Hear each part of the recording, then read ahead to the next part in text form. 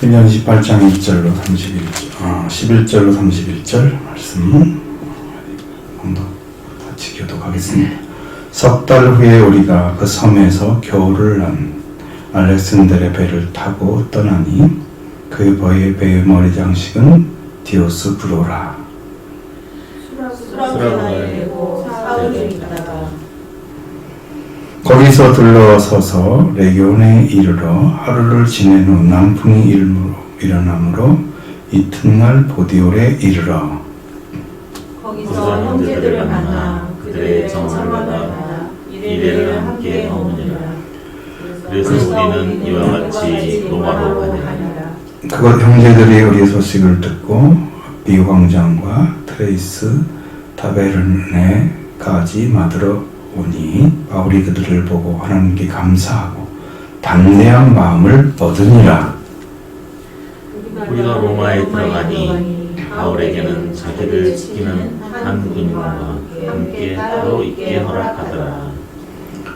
사흘 후에 바울이 유대인 중 높은 사람들을 청하여 그들이 모인 후에 이르되 여러분 형제들아, 내가 이스라엘 백성이나 우리 조상의 관습을 배척한 일이 없는데 예루살렘에서 로마인의 손에 죄수로 내어준 바 되었으니 로마인 나를 신문하여 죽일 제목이 없으므로 석방하려 하였으나 유대인들이 반대하기로 내가 마지못하여 가이사에게 상소하며 내 민족을 고발하려는 것이 아니니라.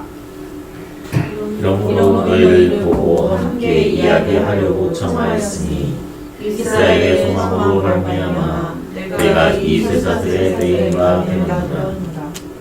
그들 이르되 우리가 유대에서 네게 대한 편지도 받은 일이 없고 또 형제 중 누가 와서 내게 대하여 좋지 못한 것을 전하든지 이야기한 일도 없느니라. 이에 우리가 너의 조상이 어떠한가 보자 하니 이 바에 대하여는 어디서든지 반대를 받는 줄 알기 때문이라 하더라. 그들이 날짜를 정하고 거기 유숙하는 집에 많이 오니 바울이 아침부터 낮까지 강론하여 하나님 나라를 증언하고 모세의 율법과 선자의 말을 가지고 예수에 대하여 권하더라. 그 말을 믿는 사람도 있고 믿지 아니하는 사람도 있어. 서로 맞지 아니하여 흩어질 때에 바울이 한 말로 이르되 성령이 선지자 이사야를 통하여 너희 조상들에게 말씀하신 것이 옳도다. 이르되 이 백성에게 가서 말하기를 너희가 듣기는 들어도 도무지 깨닫지 못하며 보기는 보아도 도무지 알지 못하는도다. 이 백성들의 마음이 우둔하여 져서 그 귀로는 둔하게 듣고 그 눈을 감았으니 이는 눈으로 보고 귀로 듣고 마음으로 깨달아 돌아오면 내가 고쳐줄까 함이라 하였으니 그런즉 하나님의 이 구원이 이방인에게로 보내어진 줄 알라. 그들은 그것을 들으리라 하더라. 그가 이 말을 마칠 때 유대인들이 서로 큰 쟁론하여 물러가더라. 바울이 온 이태를 자기 셋집에 머물면서 자기에게 오는 사람을 다 영접하고 같이 하나님의 나라를 전파하여 주 예수 그리스도의 권하는 것을 담대하게 거침없이 가르치더라. 아멘. 바울의 로마 사역이 이제 이렇게 잠깐만 나오고 있습니다. 근데 이때가 지금 어느 때쯤 된지를 우리가 좀 정확하게 알 수는 없지만 아무래도 거기서 바울이 나이가 많이 먹어서 갔기 때문에 많이 있어도 한 7, 8년 아니면 더 못했을 것입니다. 아마 그걸 제가 여러분 여정표를 한번 만들어서 찾아서 보여주면 좋을 것 같아요. 응? 그럼 바울이 어느 때쯤 여기 일을 했는지. 그럼 이게 서신서도 이게 다 연도가 있어요. 썼던 연도들이. 그걸 맞춰서 바울이 어디에서 무슨 사역을 하면서 이 성경을 썼는지 그런 것들을 쭉 살펴보면 아마도 의미가 있긴 한데 사실 답은 이제 공부일 뿐이지 그건 여러분의 영적인 도움은 별로 되지 않는 거죠. 그런 건데 어쨌든 여기 바울이 로마에 가서 복음을 전했다고 하는 사실이 성경에 마침내 기록이 된 거죠.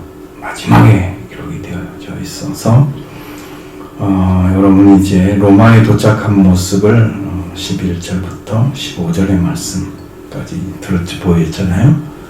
그건 지난번에 한 것 같죠? 거기도 왔고 그 다음도 했어요. 근데 이제 이 마지막에 말씀을 드리려고 하니까 이 말씀이 연결이 되어야 되니까. 그리고 로마에 들어가서 바울이 자기를 지키는 군인들과 함께 따로 있기를 허락하고, 바울이 이제 이 문제는 계속해서 죄수의 문제이기 때문에 죄수를 어떻게 다뤄주느냐, 그들의 어떤 그 여부에 따라서 달라지겠죠. 부자연스럽게 해서 죄수로 완전히 묶어놔버리면 못 움직일 거고, 풀어주면 좀 자유롭게 일도 하고 말씀도 전하고 그렇게 할 것이고, 지금 그런 문제가 바울 앞에 놓여져 있는 거예요. 자, 우리 조상에 대해서 배척한 일이 한 번도 없었다 그랬어요. 그래서 예루살렘에서 로마인의 손에 죄수로 너희가 내어주었다. 로마인은 너를 심문하여 죽을 죄가 없었기 때문에 석방하려 했는데 유대인이 반대했기 때문에 내가 가이사에게 상소하고 내 민족을 고소하려고 하는 건 아니다. 그러면 가이사가 시저죠. 황제가 재판을 해서 무죄 판결이 나버리면 이들도 더 이상 고소할 필요가 없으니까 관계가 끊어지고 바울도 자유를 얻고, 이제 이렇게 되면 유대인의 관계에서 해방이 되겠죠. 바울은 그걸 노리는 것 같아요. 로마에 들어가는 방법도 군인들이 자기를 이끌어가니까 안전하게 갈 수 있고, 이런 문제들이 총틀어서 하나님의 역사 가운데서 진행이 됐던 것이죠. 가는 길은 우리가 보기에는 사람이 하고 있는 것처럼 보이지만 그런데 하나님의 섭리가 다 있어요. 가만히 놔두고 아무것도 아닌 것처럼 이렇게 보이는 하루하루가 여러분은 그냥 지나가는 날처럼 보이죠. 그런데 하나님께서는 그렇지 않습니다. 그런 날 하루하루를 통해서 하나님과 관계 안에 더 온전해지는 길을 걷고 신뢰가 끊어지지 않는 그 믿음을 소유하는 자를 주님이 보시는 거예요. 눈여겨서. 세월이 흘러가도 너희 나를 배신하지 않는구나. 너희가 힘든데 그 3월 동안에도 나를 배신하지 않는구나. 이걸 보는 거예요. 믿음을 보는 거예요. 한마디로 그 믿음이 진짜인지 가짜인지를 파악하고 있는 거예요. 그러니까 어려운 시절을 줘요. 많은 사람들은 거기에 탈락을 한단 말이에요. 힘든 세월이 지나면 못 견뎌서 그냥 거기 탈락을 해요. 근데 하나님은 그 인내의 시간에 일을 하고 계시는 거예요. 우리를 달아보시는 거죠. 지금 우리 교회가 지금 그런 상황에 놓여 있는 거예요. 이걸 정말로 하나님을 의지하고 있는지, 교회가 하나님을 사랑하고 있는지를 살펴보고 있는 거예요. 정말 돌아올 가능성이 있는지, 이들이 맡기면 하나님의 뜻을 순종해 드릴 수 있는지, 이걸 보고 계시는 거예요. 여러분 한 분 한 분을 달아보는 거예요. 지금 여러분 저 오래 달렸다 생각하세요. 내가 하나님을 사랑하는 삶이 뜨거워지면, 더 뜨거워지면 성령으로 사는 거죠. 인간적 뜨거움은 한계가 있잖아요. 계속 하기 어렵거든요. 그 어떻게 보니까 신앙생활하는 분 중에 열심히 있는 분들이 있더라고요. 근데 열심히 어느 순간이 가면 식어지더라고요. 고목나무가 되어가는 거예요. 열매 없는 도목나무. 진짜 그런 그것들을 함께 그 세월을 지나서 하나님의 말씀에 완전하게 붙들림 받고 순종할 수 있는 그 길을 찾아내는 사람들, 끝까지 순종해서 그런 사람을 찾고 있는 거예요. 그러니까 예루살렘에 능력으로 입혀질 때까지 기도하기를 계속하니라. 그게 이루어져야 되거든요. 교회에서는 그걸 찾고 있는 건데, 한 사람만 나오면 하나님 그걸 통해서 일을 하십니다. 왜냐하면 이게 중요한 게 뭐냐면, 아브라함이 이삭 한 사람을 낳았잖아요. 약속의 아들로. 하나님께 바쳤을 때, 산자로 바쳤을 때 그가 천하 만민이 복을 받는 씨앗이 나왔어요. 그게 예수 그리스도가 태어났다는 의미거든요. 영적으로는. 우리가 이삭의 이름으로 천하 만민이 복을 받습니까? 못 봤죠? 아브라함이 씨인데 금이가 아니잖아요. 하나님의 볼 받는 이름은 예수 그리스도입니다. 그러니까 그분은 태어난 거 영적으로. 육적으로는 뭐 이삭이 보여지지만 그 은혜를 입을 때까지 지금 하나님께서 그 길을 걷게 하시는 거죠. 찾아낼 때까지, 맞춰질 때까지 찾고 계신 겁니다. 여러분이 그게 합격을 해야 하나님이 그 이름으로 이룬 그 하늘 씨앗을 낳은 아브라함이 천하만민이 너로 인해서 복을 받을 것이다 라고 말씀하신, 모든 민족이 너로 인해서 복을 받을 것이다 말씀하신 것처럼 아브라함이 복이 되라고 하시고 복을 이루시고 그 다음에 천하만민이 복 받는 그 이름을 얻어내고 그렇게 해서 인류의 구원이 시작됐잖아요. 그 역사가 이런 것처럼 여러분 중에 한 명이 태어나면 그 한 명으로 인해서 수없는 사람들이 복을 받게 될 것입니다. 그게 엄청난 축복인 거예요. 인류는 그걸로 살고 있는 거예요. 여러분 세상에 어려운 그런 일들을 많이 당하고 있을 텐데 그 중에서 예수 그리스도를 통해서 은혜를 입은 자들이 생명 맞춰서 복음 전하고 그리고 이제 순교를 당했을 때 순교에 피를 흘린 그곳에서 하나님이 큰 역사를 이루시는 걸 봤습니다. 우리 민족도 거기 터전에 서 있습니다. 그냥 교회가 그냥 커진 게 아니에요. 잘못된 기독교관을 가졌기 때문에 성경관을 가졌기 때문에 문제가 심각한 거였지.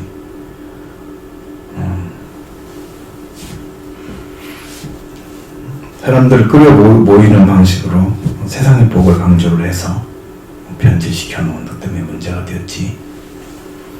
복음에 돌아오면 이제 또 다른 역사를 하나님이 행하실 겁니다. 여기 보시면 바로 그거예요. 유대인들이 반대하기 때문에 내가 가해자에게 상소할 것이고 민족을 고소 고발하려는 마음은 없다. 아주 선을 걷죠. 정확히. 그래서 너희를 보고 이야기하려고 청했으나 이스라엘의 소망이 말미암아 내 제사를 메인바 되어서 자 그걸 가지고 이제 제사들의 메인바 된 금을 가지고 갔습니다. 그리고 우리가 유대인에게 대한 편지도 받은 일이 없고 자 이건 유대인들에 의해서 자기에 대해서 편지를 받은 일이 없다. 이건 거기에 대해서 어떤 증언을 할 수 있는 사람들이 없다는 얘기거든요. 바울이 정말 잘못한 거 범죄했다면 거기에 합당한 어떤 선신자가 있어야 될 거 아니에요? 그것도 없는 거야. 형제 중에 누가 와서 내게 대하여 좋지 못한 것을 전하든지 이야기할 일도 없었다. 그럼 그 중간에는 아무런 일도 벌어지지 않았다는 얘기잖아요. 그렇게 되면 여기에 대해서는 더 이상 어떠한 반대도 없게 될 것이라는 거죠. 자, 우리가 너의 사상이 어떠한가 듣고자 하니 이 파에 대해서는 어디서든지 반대를 받는 줄 알기 때문이라 라고 얘기를 했습니다. 자, 말씀을 전하게 되면요, 여러분, 유대인들이 가지고 있는 이제 사상들은 되게 바리새파에 속한 거잖아요. 근데 예수님을 전하는 것은 아내 바리새파들은 율법에 준해서 살아간 사람들이죠. 그러니까 예수님을 전했던 사람은 또 새로운 파예요. 그죠? 새로운 파입니다. 근데 반대하는 줄을 안다고 어디선지 이 바울이 복음 전하면 다 반대를 해. 근데 지들이 복음을 가지고 얘기한 사람이 없어. 바울이 바리새파라. 이러니까 바울은 굉장히 힘든 상황들을 계속 걸어왔다는 것을 이야기합니다. 그럼 거기서 이제 유대 나라가 아니기 때문에 로마에서 허락한 만큼 자유롭게 복음을 전할 수 있겠죠. 지금은 이제 그게 열려진 거예요. 그래서 로마에 가고 싶은 거죠. 거기 유대인들의 매여가지고 그 나라에서 일을 못하게 되는, 말씀 못 전하는 사역이 막혀지는 일을 이제 완전히 피하고 하나님의 말씀으로 세워져 가는 그 로마를 향해서 복음을 전하는 그 꿈이 하나님께서 말씀하신 것처럼 현실이 됐어요. 네, 가지고 왔죠. 그리고 그들이 날짜를 정하고 이제 그가 유숙하는 집에 많이 왔다. 왜냐면 무슨 요일에 누가 오겠다 이게 정해야잖아요. 그래야 거기 그 사람이 지금 하여튼 재판을 받으러 온 죄인이잖아요. 그 죄인에게 허락해주는 날짜가 있어야 될 거 아니에요. 만날 수 있는 날짜. 그러니까 날짜를 정하고 이제 찾아오는 사람들이 언제 며칠 날 오던 사람들이 같이 따라서 딱 바울을 향해서 오면은 바울이 그들을 향해서 아침부터 저녁까지 강론을 하는 거야. 하나님의 왕국을 내서 증언해주고 모세의 율법과 선지자의 그런 말씀들에 대해서 쭉 해결하고 그리고 예수님에 대해서 이야기를 해요. 얼마나 정확하게 알겠어요. 여기 있는 말씀을 바울이 전한 말씀을 좀 여기다 기록해놨으면 얼마나 좋았을까. 왜냐하면 이것을 이대로 성경대로 해석해낸 사람들이 거의 없단 말이에요. 엄청난 방대한 말씀일 거거든요. 구약과 신약을 통일시켜버리는 그렇게 서신서에는 그런 것들이 많이 나오긴 해요. 조금씩 섞어서. 제일 이제 구약과 연결돼서 말씀하신 것이 이제 히브리서 많이 나오잖아요. 근데 다른 성경은 그렇게까지 안 나와. 이 바울이 전하는 복음을 좀 전해줬으면 얼마나 좋았을까. 정말 그런 말씀들을 쭉 뽑아가지고 정해져 있으면 기가 막힌 설교가 나올 텐데, 그러면 인류가 엄청난 복을 받았을 거예요. 왜냐하면 진짜 복음을 알았기 때문에 바울이 이 복음을 전해야 돼요. 근데 이 말씀을 듣고도 믿는 사람도 있고 믿지 않는 사람도 있어. 이게 믿으러 왔다가 불신하고 도망간 사람도 있어요. 진짜라고 믿고 있는 사람들은 도망치지 않을 것입니다. 근데 아직도 이게 진짜인 걸 알지 못하는 사람들은 도망가죠. 왜? 복음의 확증이 없는 사람들은요, 이 말씀에 대해서 도피를 하는 거예요. 조금씩. 자기는 안 그런 것처럼 생각할지 모르지만 사실은 조금씩 뒤로 물러가는 거예요. 이게 지금 뒤로 물러가면 하나님이 기뻐하지 않는다 그러셨잖아요. 이 성경에, 옛날 성경에는 침륜에 빠지는 거예요. 뒤로 물러가는 사람도 있어요. 복음을 듣고. 왜? 그 길을 걷지 않는 사람들은 거기에 침체되어 있어요. 영적으로. 그 부분에 딱 머물러 있어서 움직이질 않는 거예요. 신앙도 고정되어 버리고 생각도 고정되고, 그러니까 말씀을 들어도 별로 변화가 없어. 그게 그런가 싶어서 막 찾아보고 막 그 연구하고 기도하고 이런 삶을 안 살아. 그냥 그런가 보다. 그러고 이제 지나가. 그러니까 여러분들은 항상 설교를 들어야만 되는 거야. 응? 설교는 안 될 수는 없지만, 그런 예배가 없어야 되니까 안 될 수 없지만, 근데 그렇게 설교 말씀이 꿀처럼 달게 들려드리려면 여러분 준비가 되어 있어야 된단 말이에요. 영이 먹고 싶어야 이게 말씀이 성령으로 임하셔서 꿀송이처럼 달게 내려오는 거거든요. 영이 배고프지 않으면요, 아무리 좋은 것도 맛이 없어요. 여러분 입맛 떨어지면 어떡해요? 별거 갖다 줘도 맛이 없잖아요. 밥맛으로 먹었는데 밥맛이 아무리 좋아도 입맛 있는 것보다 못하죠. 그러니까 내 영이 먹고 싶은 마음이 하나님의 사모함이 뜨겁게 이렇게 해서 신명에서 차고 넘치면 여러분이 그걸 다 찾아 먹게 될 거예요. 주시는 말씀들 다 아멘으로 받아요. 다 아멘이 되는 거예요. 그러면 영이 안 열려 있으면 아멘이 안 되는 거예요. 영이 그걸 받아먹을 준비가 안 돼 있는 거예요. 그러니까 이 전하는 사람이 힘들지.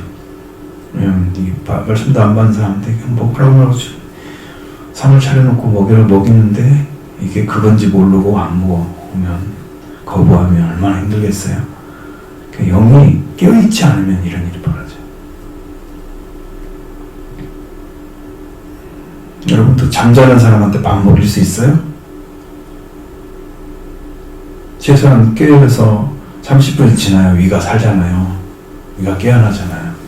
그 다음에 밥을 먹을 수 있거든요. 사람은, 육신은. 영적으로도 마찬가지예요. 여러분이 영이 하나님을 생각하지 않고 세상을 생각하고 있으면 그건 지금 잠자는 자예요. 예수님을 생각하지 않아요. 영이. 주님의 말씀이나 의미를 생각하지 않아요. 말씀을 바라보지 않아요. 그냥 말씀과 상관없이 그냥 의식세계를 가지고 있는 거야. 그냥 살고 있는 거야. 아무 관계 없어. 근데 내가 물어보면 너 안 믿는 사람이지? 그러면 안 믿는다고 얘기 안 해. 근데 영은 깨어있잖아. 죽어있어. 잠자는 거예요. 예수님을 항상 생각하고 있어야죠. 항상 예수님을 기억해야죠. 예수님을 항상 존경해야죠. 그 은혜를 항상 사모해야죠. 중심으로 뜨겁게 계속 진행이 돼야 되는 거예요. 이 사모함이 넘치게 부어주시는 거예요. 깨어있어야 돼요.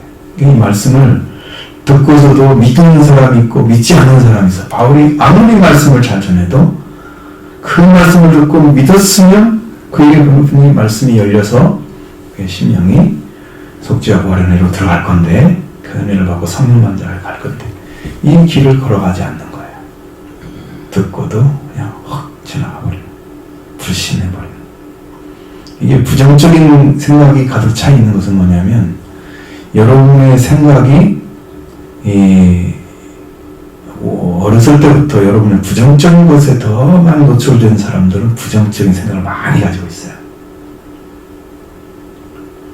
제 같은 경우는 부모님들이 그런 생각 가진 분들은 아니에요.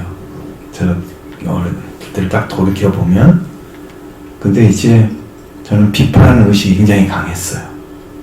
비판 의식이 굉장히 강했어요. 왜냐면 옳지 않은 것에 대해서 좀 말하고 싶은 게 많은 거야. 그래서 세례 요한의 설교에 대해서 들으면 뭐 독사의 새끼들 이러면서 누가 임박한 자들을 피하라 하면서 아버지 나서 하지 말라고 막 그런 큰 소리 치잖아요. 굉장히 시원한 거야. 이렇게 여러분 사고 속에 긍정적인 것을 많이 가지고 하는 말씀을 그대로 믿을 수 있다면 여러분 심령 안에서도 그런 진리들이 쉽게 들어올 수 있어요. 마음의 준비가 안 되고 말씀을 듣는데 둔한 그런 훈련되지 않은 사람들은 그 말씀을 들을 때 굉장히 힘들죠. 그러니까 구원의 사모함이 없는 사람들이 말씀 와서 구원받고 오는데 얼마나 걸릴 것 같아요. 내가 참 어렸을 때 교회에 하여튼 그 집사님들의 삶을 쭉 봐왔어요. 그분이 결혼하고 얼마나 지극정성으로 기도하고 그 사람이 불신자였는데 신앙생활을 하게 하기 위해서 10년 동안을 기도를 해가지고 결국은 남편이 조금 믿는 사람이 된 거야. 최소한 10년이 걸려. 안 믿는 사람을 구원하려면. 근데 그렇게 기도하면서 살 수 있는 사람 몇 명이나 되겠어요? 되게 지쳐버리면 동화돼 버리거든요. 그럼 같은 불신자처럼 살아버려. 응? 근데 우리 아는 이 친척 중에 하나는 잘 믿는 남자를 만났는데 자신이 불신자야. 그러니까 그 남자가 여자를 따라가 버렸어. 그래가지고 불신자가 돼버린 거야. 이 사랑에 대해서 좌우되는 게 얼마나 많은데 하나님 말씀과 상관없어요. 자기가 서 있지 않으면 그게 쉬운 것 같으죠. 말로는. 근데 그것이 한두 번 부딪히고 계속해서 벽처럼 느껴졌을 때 여러분 지치고 힘들면 그냥 포기해요. 그러면 가족 망하는 거예요. 하나님 앞으로 설 수가 없는 거예요. 이제 그런 걸 많이 봐왔기 때문에 여러분의 신앙이 지금 말씀을 긍정적으로 정말 기쁨으로 감사로 받는 사람이 있고 똑같은 진리라도 그걸 못 받는 사람이 있단 말이에요. 이건 밭을 갈지 않고 씨만 뿌리는 격이에요. 아니 그런 일을 그 수고를 왜 하냐고 농부들이. 그런 농부들이 있겠어요 없겠어요? 옛날에는 있었어요. 그러니까 농사가 발달되지 않은 예수님 시대에는 그 밭을 보면 네 가지 밭을 딱 나오잖아요. 네 가지 밭이 나오죠. 근데 지금은 농사를 그렇게 짓지 않죠? 안 가는 곳에 잘 안 심은 사람들이 되게, 그죠? 다 관리를 한단 말이에요, 정확하게. 그래서 그걸 심고 그렇게 최소한 그런 일을 해줘야 거기서 열매를 기대할 수가 있기 때문이죠. 그러니까 여러분도 또 회개의 길을 걸어가라고 외치면 이 말씀은 회개는 누가 해야 돼요? 본인이 해야 되잖아요. 다른 사람 대신할 수 없죠. 회개는요, 다른 사람 할 수 없어요. 회개하도록 은혜를 달라고 기도할 수는 있어요. 십자가를 지고. 본인이 회개하지 않으면 그 은혜를 하나님에 내려줄 수가 없게 되는 거예요. 그게 가까이 가도록 하나님께 인도하면 하나님께서 역사하시겠죠. 그 사람이 불신자라도 돌이킬 수 있도록 도와주겠죠. 네, 그게 마음이 돌이키지 않고 강한 사람이면 돌이키기 어려워요. 안 믿고 들어온 사람들은요, 그렇게 힘들어요. 여기도 바울이 전한 복음도 완전한 복음인데, 바울이 정말 성숙해서 완전히 복음을 들어가서 그런 복음을 전하는 그 바울한테 불구하고 그 복음을 들어도 믿는 사람도 있고 안 믿는 사람도 있고. 그럼 몇 사람이나 제대로 구원받겠어요? 우리가 생각을 합니다.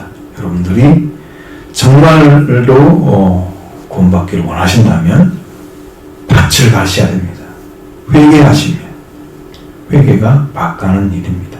영적으로 보면 그래야 말씀이 떨어졌을 때 아멘으로 왔습니다. 이것이 안 이루어지면 아멘이 안 됩니다. 말씀에서. 그러니까 여러분 심령이 살아 역사하는 말씀을 심령에 받아서 열매 맺어야 구원이 이루어집니다. 말씀이 문제가 아니고요. 밭이 문제입니다. 하나님 말씀은 동일하잖아요. 어느 성경이나. 이대로 가서 영적으로 여러분 딱 심어지면 회개한 사람은 구원을 안 받을 수가 없습니다. 그가 어떤 출신이든 상관없습니다. 말씀에 대해서 합니다. 근데 여기를 쭉 해놨어요. 여기 말씀에도. 자, 믿는 사람이 있지 않는 사람이 있고 서로 맞지 않아서 흩어질 때 바울의 한 말을 인해서 성령이 선지자 이사를 통해 하신 말씀이 옳다고 여기서 이제 누가 이제 그렇게 썼어요. 옳구나 이렇게 하는 사람들, 믿지 않는 자들에 대한 이야기를 그렇게 써놨습니다. 이것이 이제 이사야에서 6장 9절로 10절의 말씀을 인용한 것입니다. 26절 이하에 이 백성은 가서 말하기를 너희가 듣기는 들어도 도무지 깨닫지 못하며 보기는 보아도 도무지 알지 못하는도다. 자, 여러분 보았는데 들었는데 들을 수가 없어. 깨닫지 못해. 자, 깨닫는 것은 마음에서 오는 겁니다. 그럼 마음으로 깨달아서 알아차린다는 것은 마음이 깨어난 것을 의미합니다. 근데 들었는데 마음이 깨어서 그 말씀을 딱 이거다가 딱 붙잡지 못해. 깨닫지 않아. 깨닫지 못한다는 얘기를 하고 있습니다. 그리고 보기는 보았는데 도무지 알지 못해. 그러면 이것이 하나님께로 온 것인데 라고 줬는데 그 보는 사람이 하나님께로 온 것으로 볼 수가 없다면, 보지 못한다면 믿지 못하는 거죠. 보았는데도 보지 못해. 눈이 감겨 있다는 거죠. 영의 눈이 감겨져 있는 사람들이에요. 마음이 죽어 있는 사람들이에요. 이렇게 된다는 거예요. 이 백성들이 마음이 우정하여져서 귀는 둔하게 듣고 눈을 감았다. 눈 감았다 그랬죠? 눈 감았습니다. 여러분 무엇이 눈을 감게 한다고 그랬어요? 눈을 멀게 한다고 그랬어요? 어둠이. 이 영적인 싸움인 거예요. 말씀을 듣는 것도요. 어떤 사람이 말씀 듣고 살아나요? 빛을 사모하는 사람, 빛으로 나오는 사람들은 살아납니다. 예수 그리스도를 만나고 싶어서 견딜 수 없는 심령을 가진 사람들은 다 살아납니다. 예수님이 빛이십니다. 예수님 오셔서 빛이만 하면 여러분 다 보여집니다. 내 죄도 알게 되고 내가 회개할 것도 알게 되고 내 위치도 알게 되고, 그러니까 겸손해집니다. 자기를 모르면 교만해집니다. 자기를 알면 겸손해집니다. 하나님 앞에 가지는 전해야지만 제가 나를 바라볼 때는 나는 엉터리입니다. 하나님께 볼 때. 저는 그런 걸 생각해요. 아직도 너무 모른다. 하나님은 어떻게 다 알겠어요? 알 수 있어요? 알 수 없죠. 성경에 하나님에 대해서 다 완전하게 게시되어 있지만 그 말씀을 다 알 수 있는 사람은 없어요, 세상에. 성령을 통해서 다 열려진 사람들은 바울과 같은 사람들은 열려졌을 거예요. 그래서 구약의 말씀과 신약 말씀들을 전부 정할 수가 있던 거예요. 그러나 보통 목회자들이 그렇게까지 간 사람이 있겠어요, 영적으로? 없단 말이에요. 그러니까 그렇게 생각하면 안 돼. 잘 알아가면서 믿어가면서 그걸 전하는 거예요. 그럼 여러분들 그걸 받고 믿어야 하잖아요. 바울이 초기에 썼던 서신과 옥중서신을 달라요. 위치가 달라요, 제가 보면. 깊이가 차이가 너무 많아. 좁은 성경처럼 성경으로 받아들이는 데살로니가서 후서는 말씀이 아닌 것은 아니에요. 왜? 하나님께서 인정해 주셨잖아요. 이건 바울의 신령에서 나온 말씀인데. 근데 깊이가 달라. 무게감이 달라. 근데 뒤에 가면 옥중서신에 썼던 우리가 에베소나 빌립보서나 골로새서 빌리면서 들어가 있잖아요. 어떤 서신들은요 깊이가 달라요. 생각하는 거죠. 성장한다는 거거든요. 바울도 영적으로 말년에는 엄청 성숙을 했어요. 하나님의 깊은 계시까지 다 깨닫고 그걸 기록해놨어요. 아주 짧게 요약해서. 그게 에베소서예요. 어마어마한 거예요. 달라요. 근데 이제 이렇게 영으로 깨어서 복음으로 가졌던 사람들은 이렇게 영이 열려지잖아요. 그럼 이 복음을 가지고 전하면 여기 듣는 사람들이 딱 깨닫고 들으면 이 사람은 준비된 사람이에요. 좋은 땅이 이미 준비됐기 때문에 한 번 던졌는데 딱 들어간 거 10년 안에 믿어진 거야. 준비된 사람. 아멘이 돼버린 거야, 그 속에서. 정말 그렇으면 동의하거든요. 아멘이란 말이. 진실로 그렇습니다. 그 아멘이 되는 거야, 그 신령 안에. 당신 말씀이 정말로 맞아요. 아멘한 거예요. 신령이 아멘을 했어요. 근데 여기에 이렇게 듣지 못하고 눈이 감고 우둔해지고 봐도 그 눈은 가만히 있고 이런 사람들은 눈으로 보고 귀로 듣고 마음으로 깨달아 돌아오면 내가 고쳐줄까 함이라. 여기는 고쳐줄까라고 말씀 바꿔놨잖아요. 원래는 고침받지 못하게 하려 함이니라 라고 써 있습니다. 여기는 의도적으로 바꾼 거예요. 이런 사람일지라도 이 말씀을 마음으로 받아서 돌이켜 돌아오고 깨닫고 돌아오면 내가 고쳐줄까 함이라고 바꿔놨어요. 소망을 갖게 하기 위해서. 못 깨닫는 사람이 있을지라도 그 복음 안에 돌아오면 주님이 고쳐줄까 함이라. 마태복음 13장이나 아니면 이제 이사야시 6장 9절 10절에 거기에서 나타나는 것은 고침받지 못하게 하리니라 라고 써 있습니다. 여기는 고침받을까 함이라. 그러니까 하나님이 우리에게 구의를 베푸시는 이유가 뭐냐면 여러분이 하나님의 자녀이기 때문입니다. 하나님께로 태어나지 않은 사람이 한 사람도 없는데 어떤 사람은 천국을 어떤 사람은 지옥을 가요. 내가 내 자녀가 그렇게 나눠진다면 앞으로서 안 앞으로서 여러분이 난 자녀로 생각하면 여러분이 10명의 자녀가 있다고 예를 들어서 그 중에 5은 가서 못 갔다면 여러분은 얼마나 아프겠어요? 견딜 수가 없겠죠? 하나님은 지금 그런 고통을 겪고 있는 거예요. 당신에게 창조되지 않은 사람이 하나도 없어. 왜? 자녀로 태어나게 했기 때문에 창조한 사람을 위해서 낳은 거잖아요. 그러면 모든 사람들이 하나님께 창조된 사람이거든요.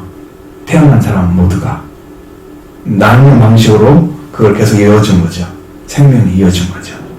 그 중에 누가 지옥에 간 사람 상상을 해보세요. 여러분, 그러니까 눈물을 흘리면서 기도하지 않을 수가 없어요. 이제. 영원히 지옥에 산다고? 저 생명이? 그럼 나를 통해 태어난 생명이 영원히 지옥에 간다고? 이렇게 생각하면 여러분 마음이 견뎌낼 수 있겠어요? 못 견뎌냅니다.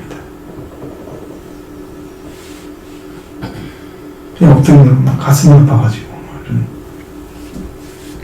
몇 가지를 위해서 저도 이제 기도하고 있습니다. 그런 문제들을 위해서. 여러분도 고침받는 자리에 돌아오시는 것은 말씀이 들었을 때 깨달아지는 거예요. 마음으로 깨달아지는 거예요. 아, 진정 그렇습니다. 하나님. 나도 원하기를 원합니다. 나도 주님 만나기를 원합니다. 말씀이 들려지기를 원합니다. 말씀이 깨달아지기를 원합니다. 기도해야 됩니다. 하나님, 나도 이게 필요해요. 이거 없이는 하나님 가까이 갈 수가 없어요. 제가 이제 요즘에는 어린아이 심령을 계속 쳐다보고 있습니다. 무슨 의미냐면 어린아이는요 진짜 어리기 때문에 모든 것을 부모에게 의탁해야 돼요. 어린아이 처음부터 끝까지 의탁을 해야 돼요. 씻는 것부터 먹는 것부터 싸는 것부터 잠자는 것까지 전부 의탁을 해야 돼요. 천국은 어린아이와 같은 자가 큰 자라고 그랬어요. 하나님께 여러분의 삶을 다 의탁하고 있는 사람은 이게 큰 사람인 거예요. 그냥 어떤 일부는 하나님 도와주세요 하고 나머지는 자기가 다 알아서 해. 이런 어른인 거예요, 제 스스로. 말씀에는 어린아이인데 삶은 어른처럼 사는 거예요. 그러니까 하나님 다스려줌이 없죠. 하나님 다스리지 않습니다. 어린아이와 같은 자가 천국에서 크니라. 여러분 모든 삶을 다 의탁하고 계시면 큰 자입니다. 그냥 어쩌다는 자기가 다 사고 어쩌다한 것씩 도와달라고 하는 것은요 어른인 거예요. 그게 영적으로는 어린이에요. 어린아이예요. 그러니까 하나님을 잘 모르니까 자기가 다 해버리고 하나님을 다 하지 않아요. 그냥 불신자들은 다 어른이에요. 하나님은 다 하지 않아요. 다 자기 방법대로 살아고 그래요. 그죠? 그래도 아무렇지 않아요. 네. 하나님은 없잖아요. 그러니까 의탁할 대상이 없잖아요. 그래서 그분의 도움을 요청하는 것은 어린아이만 들어가야 되는데 이런 것들을 찾은 적이 없는 사람들. 그럼 신앙인 중에서도 그래요. 자기가 열심히 살 테니까 나를 도와주세요. 이렇게 하는 사람이 많겠죠? 응? 내 삶을 이렇게 하고 이렇게 계획하고 있어 이렇게 하니까 하나님 날 도와주세요. 내 삶을 도와주세요. 그렇게 하시겠죠? 하나님 내 삶을 다 인도해주세요. 이렇게 맡기는 사람 있겠어요? 어린 애기처럼? 아이처럼? 이런 사람이 없잖아요. 이거 천국의 큰 나라 아닌 거예요. 여러분의 신앙이 말씀에 따라서 달라지니까 이 하나님 역사를 하나님의 나라가 임하기를 원한다면 여러분의 삶 전체를 맡길 수 있는 믿음 맡기를 원합니다. 성령이 그렇게 기도하십니다. 그러면 여러분의 삶이 걱정이 없어요. 힘든 일이 있어도 하나님 피할 길을 다 알려주시고 갈 길을 다 알게 해주시고 우리의 삶의 비전을 알게 해주시고 그 안에 승리하도록 도와주십니다. 저는 그걸 보고 왔습니다. 그리고 나서 그런즉 하나님의 구원이 이방인에게도 보내는 줄 알라. 고쳐줄까 하리라 말씀하시고 나서 그렇게 말씀하고 있습니다. 이방인에게도 하나님의 구원이 이방인에게 보내는 줄 알라. 그들은 그것을 받아들으리라. 이게 열려지는 거예요. 하나님의 영광의 말씀이 사람들에게도 열려지는 거예요. 하나님의 역사 없이는 구원받을 길이 없습니다. 많은 사람들이 스스로 구원받았다는 사람들은요 노력하고 열심히 하나님께 충성했습니다 고백하는 사람들은요 영적으로 보면 어린아이예요. 큰 게 아니에요. 큰 게 아니에요. 큰 사람은요 자기는 한 것이 없습니다. 어린애기는 다 의탁해서 했으니까요 자기가 한 것이 없다고 해야 그게 큰 사람이에요. 영적으로. 그게 어린아이, 영적으로 어린아이의 예수님 말씀하신 큰 자를 가리키는 거예요. 나는 한 것이 없습니다라고 고백해야 돼요. 그래서 천국에 가면 금 연료관을 다 벗어서 주께 드린다고 해요. 나는 이 멸류관을 자격이 없습니다. 나는 은혜로 왔습니다. 하나님. 내 삶은 당신이 준 은혜로 살아왔습니다. 영광은 주님의 것입니다. 머리에 왕관을 써서 부르시는 거예요. 나는 한 것이 없기 때문에. 자기가 열심히 살았습니다. 나는 최선을 다했습니다. 이 사람들은 다 염세될 가능성이 있는 사람들이에요. 너무 인간적으로 똑똑하죠? 왜 이렇게 하나님 그런 거 좋아하지 않습니다. 그 다음에 29절 말씀이 그가 이 말을 마침에 때에 유대인들이 서로 큰 질문을 하며 물러가더라. 말씀을 듣고도 사람들이 거기에서 쟁론을 했다. 누가 주인입니까? 유대인들입니다. 이방인들이 아니에요. 이방인들은요 그냥 받아요 말씀을. 왜냐하면 여기에 율법이라는 사상이 안 들어와 있기 때문이에요. 그래서 이방인들이 구원받기가 훨씬 쉬워요. 그 대신에 이해하기는 어려워요.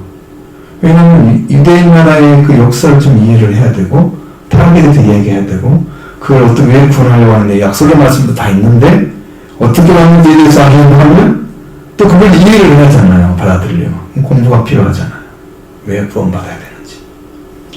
유대인들은 왜 이렇게 비틀는지는 알고 있단 말이에요. 근데 자기들 사상이 안 맞으니까 예수님을 배격하는 거거든요. 그러니까 둘 다 문제가 있는데 구원을 받고 쉽게 들어오게 준비된 사람들은 유대인보다는 이방인들이 훨씬 쉬울 거다. 걸림돌이 없으니까 일단 믿기만 하면 되니까 성령의 역사에서 속죄와 부활을 이루시고 구원을 얻게 해줍니다. 그 길을 함께 열어주시는 거예요. 바울은 이제 그러면서 이태 두 해를 자기 셋집에 머물면서 하게 오는 사람들을 다 영접을 했다.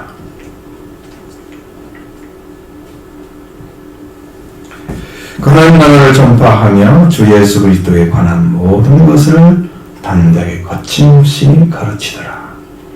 자, 이렇게 말씀으로 끝나고 있죠. 이 말씀으로 그러면 오늘은 우리 교회도 바울의 복음을 이어서 이 거침없이 하는 말씀만 전해야 돼요. 그래 성도들이 구원받고 복음은 하나님 손에 달려있잖아요. 여러분의 믿음이 달려있잖아요. 여러분의 믿음도 하나님 주셔야 믿음이죠. 내가 믿는 믿음 믿음이 아니죠. 신념이죠. 그냥 지식으로 정보로 아는 것들은 믿음이 아니에요.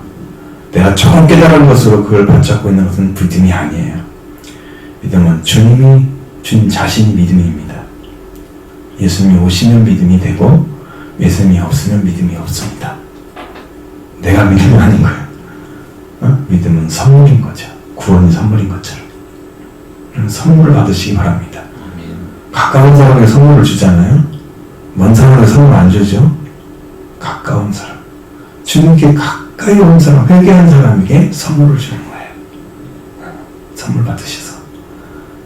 우리 교회도 저도 여러분에게 말씀 선포하는 것처럼 말씀대로만 가르치려고 하잖아요. 지금 여러분들 그 복음에 들어와서 주님이 세우는 자리에 탁 서서 영으로 여러분의 생명도 넘치도록 부어주시는 은혜 가운데서 승리하는 삶을 살아가시기 바랍니다.